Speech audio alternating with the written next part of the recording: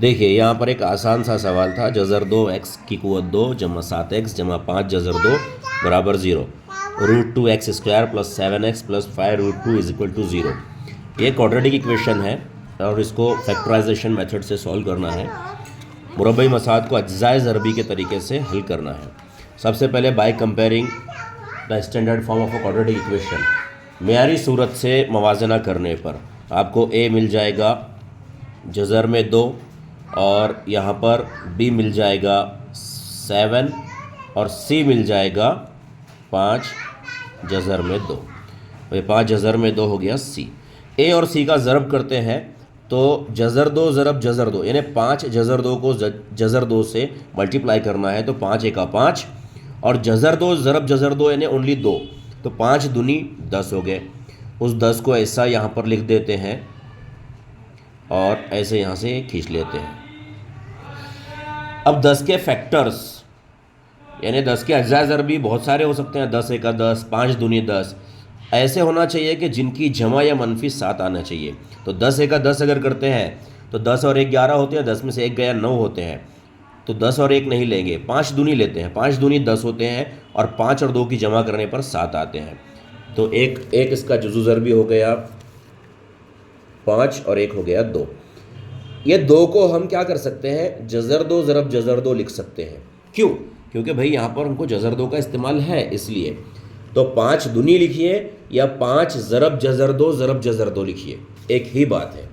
चलिए अब यहाँ पर क्या करते हैं, इसके आगे ये पेपर स्लिप हो रहा है इसलिए हम ऐसा फ़ोन को ऐसे पकड़ते हैं। चलिए जज़र 2 x² जमा 5x जमा, या तो 2x लिखिए या जज़र 2 ज़रब जज़र 2 x लिखिए, एक ही बात है। जज़र 2 ज़रब जज़र 2 x या 2x, एक ही बात है उसका मतलब। जज़र 2 ज़रब जज़र 2 यानी 2 हो जाएगा। लेकिन जज़र 2 क्यों लिखे है सर? फिर आपने सिंपल, आपके मन में ये सवाल आ रहा होगा कि सर आपने फिर 2x क्यों नहीं लिखा है?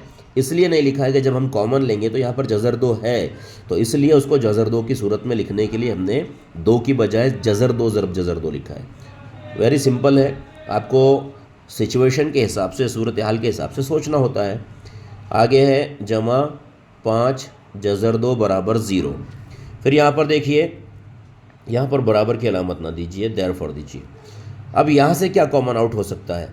तो सर यहाँ पर x है, x कॉमन आउट कीजिए, अंदर बचेगा रूट 2x और जमा 5, क्योंकि यहाँ से x आउट ऑफ हो गया।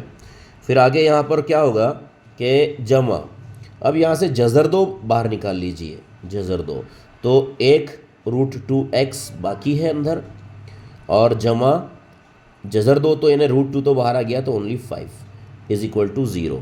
थोड़ा सा हम इसको, जगह भी कम है हमारे, यहाँ पर हाथ में भी दर्द है, टाइल्स पे ये पेपर स्लिप हो रहा है, बहुत सारी परेशानियों का, दिक्कतों का सामना करते हुए ये हिसाब हल किया जा रहा है। आगे देखते हैं, यहाँ से x जमा जज़र 2 एक साथ निकाल लेते हैं कॉमन, x जमा जज़र 2, कौन सा वाला? ये x और ये जज़र 2। डायरेक्ट दूसरे कॉस में √2x जमा 5, √2x जमा 5, तो √2x जमा 5 इज इक्वल टू 0। और उसके बाद में यहाँ से फिर क्या होगा कि ये दोनों ब्रैकेट का मल्टीप्लाई 0 है। आपको मालूम है कोई भी दो नंबर का मल्टीप्लाई अगर 0 आता है तो उसमें से डेफिनेटली एक नंबर तो 0 है। दो अदद का ज़रब अगर हासिल ज़रब 0 आता है, सिफ़र आता है, तो दोनों में से कोई ना कोई एक अदद सिफ़र है। वरना दो मुस्बत आदाद है, दो नॉन ज़ीरो नंबर है, गैर सिफ़र आदाद है, उनका ज़रब सिफ़र नहीं आ सकता। तो इसलिए 4 ज़रब सिफ़र सिफ़र हो सकता है। तो ये दोनों में से कॉस में से कोई तो भी एक कॉस है जो सिफ़र हो सकता है। तो इसलिए हम क्या करेंगे, यहाँ से यार बहुत तकलीफ़ हो रही है फ़ोन ऐसा पकड़ने में। कागज़ क्या हो रहा है, कागज़ हिल जा रहा है हवा के ज़ोर से। कुछ रख देते हैं इस पर वज़न। चलिए आगे देखते हैं। तो अब क्या करना है, यहाँ से ये x जो है जमा जज़र 2, यानी ये जो ब्रैकेट है ये 0 ले लेते हैं सिफ़र, या फिर हो सकता है कि सर ये ब्रैकेट 0 हो, √2x जमा 5 बराबर सिफ़र हो। यहाँ पर देखिए ये जो √2 है प्लस का है, इधर जाके माइनस हो जाएगा, तो फाइनल आएगा x बराबर मनफी जज़र 2 या √2x बराबर -5, और अगली स्टेप में x बराबर -5/√2। अब चूँकि मालूम है कि नसबनुमा जज़र में नहीं हो रखना है हमको, गैर जज़री मिकदार करना है, तो इसको √2 से मल्टीप्लाई गायब करने के लिए √2 से इसको भी मल्टीप्लाई करेंगे ऊपर भी। तो यहाँ पर क्या हो जाएगा कि x बराबर -5 मल्टीप्लाई बाय √2 और ये √2 मल्टीप्लाई बाय √2, ये हमने बैलेंस की इक्वेशन को। तो फाइनली आंसर आएगा -5√2 अपॉन 2 √2 इंटू 2 हो गया वो, √2 इंटू √2 इज इक्वल टू 2, जज़र 2 ज़रब जज़र 2 फिर से 2 हो गया।